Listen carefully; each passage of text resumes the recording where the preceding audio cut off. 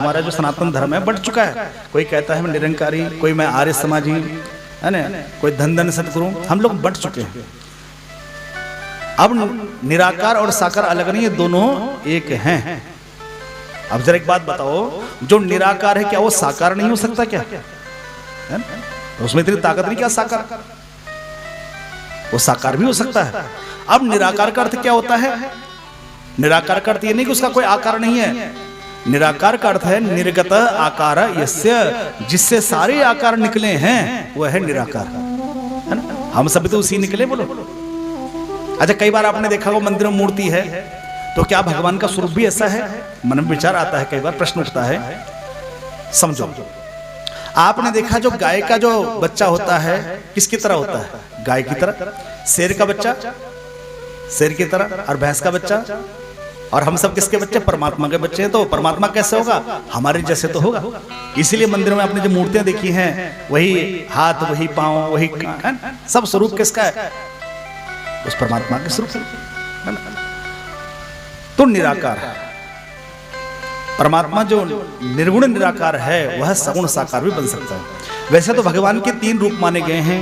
पहला है निर्गुण निराकार, दूसरा है निर्गुण साकार, और तीसरा है सगुण साकार। आइए समझते हैं कैसे। क्या आज से 500 साल पहले लाइट थी? आज से लगभग 400-500 साल पहले क्या लाइट थी? शायद नहीं थी, लेकिन थी, लाइट थी उस समय भी, लेकिन उस समय उसकी खोज नहीं हुई थी। लाइट तो छिपी हुई थी। तो कौन सा रूप बन गया? निर्गुण निराकार। लाइट थी लेकिन किसी को पता नहीं था, वो कौन सा रूप बन गया? बोलो, निर्गुण निराकार। फिर क्या वैज्ञानिक ने खोज करी और लाइट का प्रोडक्शन हुआ, और वो लाइट बड़े बड़े बिजली घरों से होते हुए आपकी कॉलोनी के खंबे तक आ गई। लेकिन खंबे लगे हैं, लेकिन कैसे पता चला लाइट है कि नहीं है? जिस कॉलोनी में खंबे लगे हैं, तारे खींचे, इसका मतलब उस कॉलोनी में लाइट है। तो कौन सा रूप बन गया भगवान का?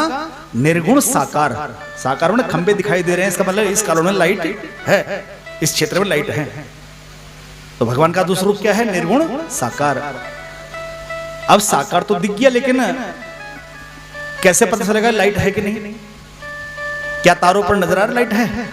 क्योंकि लाइट का तो कोई रूप नहीं है, कोई रंग नहीं है, है ना? या तो जब कोई छुएगा तो ही पता चलेगा, ठीक। लेकिन वही लाइट जब आपके घरों में आ जाती है, और आपके घरों में रखे है कूलर है, टीवी है, फ्रिज है, तो उनको चलाना जब शुरू करती है तो आपको पता चलता लाइट है ना? पंखा चला, इसका मतलब लाइट है। तो कौन सा रूप बन गया भगवान का? सगुण साकार रूप बन गया। देखो, तीनों रूप आ गए ना, बोलो। अच्छा चलो एक और उदाहरण से सुनो, एक बार बोलो राधे राधे। रात को गहरी नींद में आप जब सो जाते हो तो क्या आपको अपना नाम याद रहता है? बोलो, मेरा नाम याद रहता होगा, पति का नाम, पुत्र का नाम, किसी का याद रहता है? अच्छा, कोई दुश्मन याद रहता होगा जो आपकी आंखों में खटकता रहता है? बोलो, कोई मित्र, बैंक बैलेंस, कौन सी कॉलोनी में मकान है, कितनी बड़ी कोठी याद रहती है? कुछ भी याद नहीं रहता। तो उस समय आपका जो स्वरूप कैसा है? बोलो, निर्गुण निराकार का स्वरूप है। कौन सा रूप है आपका? बोलो, निर्गुण निराकार। अच्छा, फिर आप प्रातः काल जागते हो, अभी केवल आंख खुली है, अभी आप पूछने केवल आंख खुली है, तो कौन सा रूप बनेगा? निर्गुण साकार। थोड़ा थोड़ा आपने अपना को पहचानना शुरू किया। कौन सा रूप बन गया?